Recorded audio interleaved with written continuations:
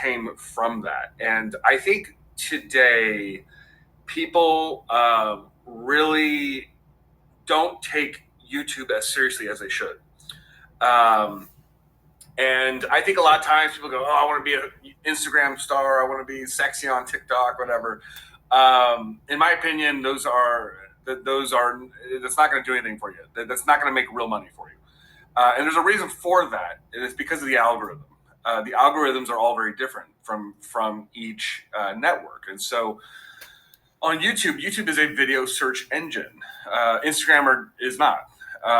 And so what's beautiful about YouTube is that you put a video out there about your business and it stays out there forever. On Instagram, it's pretty much, blacklisted or shadow banned or dark, archived within like 48 hours, 72 hours.